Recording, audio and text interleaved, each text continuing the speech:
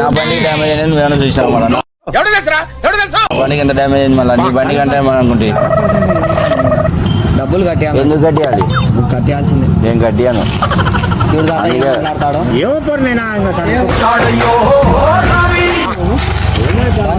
Damage అయిందంట. Damage అయింటే నేను డబ్బులు కట్టియాలంట.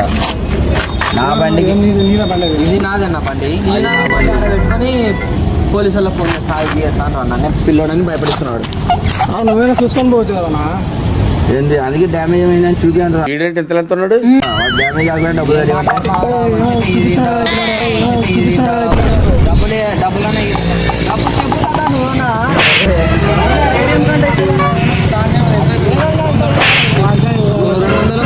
చిల్లర కాదురా మీరు. ఎన్ని వందలు చాడు 200 300